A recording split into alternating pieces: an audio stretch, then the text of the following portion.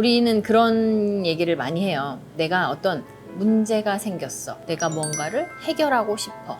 이러면 그럴 때 쓰는 가장 좋은 방법은 내가 해결하고 싶은 거를 쓰는 거예요. 지금 우리 아까 했던 얘기 중에 나는 재구매율을 높이고 싶어.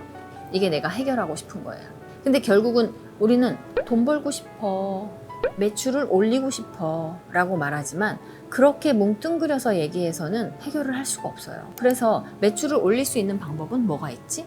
를 정리하다 보면 그 중에 하나가 고객의 재방문을 유도하고 싶어. 이렇게 가는 거죠. 내가 해결하고 싶은 거를 먼저 하나 쓴 다음에 노트가 한 장 있으면 위에 제목을 쓴 나머지에는 그 해결책을 다 쓰는 거예요. 그래, 적립카드를 이렇게 했었으니까 이거를 카카오 채널로 조금 전환을 시키는 노력을 해봐야 되겠다. 그러면 카카오 채널에 가입하게 하려면 난 뭘 해야 되지? 이렇게 생각이 꼬리에 꼬리를 물고 이어진단 말이에요.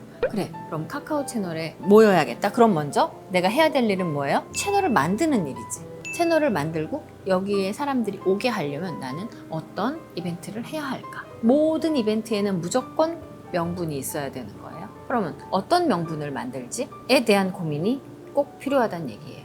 그래서 내가 해결하고 싶은 문제를 하나 적고 그거에 대한 해결책으로 그 나머지 노트를 빼곡하게 채우면 처음에 앞부분은 그냥 뻔한 답변이 나온다고 해요. 그냥 누구나 할 수 있는 답변. 근데 이 노트를 전체를 빼곡하게 채울 정도로 이걸 쓰다 보면 놀랄만한 대답이 나오기 시작해요. 이게 이 생각이 나한테서 나왔다고? 우리가 이 정도로 뭔가 그 생각을 깊게 하잖아요. 그러면 또 하나 신기한 경험을 하게 되세요. 아침에 눈을 딱 뜨면요, 갑자기 무슨 생각이 번뜩 나요. 내가 끙끙거리고 고민했던 거에 대한 또 하나의 아이디어가 항상 아침에 그렇게 떠올라요. 그러면 얼른 또 그걸 쓰는 거야. 그래서 이거를 하나 가득 메꾸잖아요. 그러면 이거는 해결이 돼요. 문제는 통으로 와도 해결은 쪼개서 해야 된다고 말씀드렸죠. 해결을 이런 식으로 하면 해결 못할 문제가 없어요. 그리고 그러니까 답이 없다. 제가 예전에 김승호 회장님이 말씀하셨던 것 중에 제가 되게 끙끙거리는 시절에 그런 말씀을 하셨어요. 답이 없으면 문제를 바꿔. 이렇게 말씀하셨어요. 저는 굉장히 뒤통수를 한 대 얻어맞은 것 같은 그런 느낌이 들어서 그날 진짜 잠을 못 잤어요. 문제를 바꿔도 되는 거였어? 답이 없다고 답을 찾으려고 그렇게 노력을 했는데 문제를 바꿔도 된다고? 그러고 나서 가만히 앉아서 그래, 문제를 바꿀 수 있지. 내가 문제를 바꾸려면 난 뭘 해야 되지? 를 고민하다가 사실은 이 사업을 시작하게 된 거예요. 이게 물론 하루아침에 뚝딱 떠오른 건 아니에요. 그러니까 하지만 내가 이제 해결하고 싶은 거에 대한 거를 잘 정리하고 그거에 대한 해결책을 찾는 과정이 꼭 필요하다는 거지. 대부분 장사가 안 돼요. 장사 좀 잘 됐으면 좋겠어요. 장사가 안 되는 요인이 한 가지일까요? 수백 가지가 될걸요? 장사가 잘 되는 요인은요? 장사가 잘 되는 요인도 수백 가지예요. 한 가지 때문에 장사가 잘 된다? 그런 일은 별로 없어요. 그러면 우리가 장사가 안 되는 요인을 내가 생각했을 때 우리 가게가 장사가 안 되는 이유가 뭘까? 써봐야지. 체크를 다 해야 된다는 소리예요. 맛이 없나? 서비스가 별론가? 이런 식으로 다 쪼개서 써보는 거야. 써본 다음에 그걸 개선하려면 난 어떻게 해야 되지? 를 정리를 다 해야지. 이걸 하나씩 해결하다 보면 이 큰 문제는 저절로 해결이 된다는 거예요. 우리 혹시 매장 운영하시다가 누전이 되거나 그래서 전기가 다 탁 나갔어요. 그럴 때 어떻게 하시나요? 전기 기사님. 좋아요. 전기기사님 불러. 정답. 근데 그렇게 하기 전에 우리 배전판 있잖아요. 배전판이 다 떨어진 상태잖아. 다 떨어진 상태면 매장에 있는 중심이 되는 콘센트를 다 뽑는 거예요. 전체를 다 뽑아. 그리고 전체를 다 뽑고 그 배전판에 전원을 올려요. 그러면 안 떨어져요. 콘센트가 다 빠져 있는 상태니까.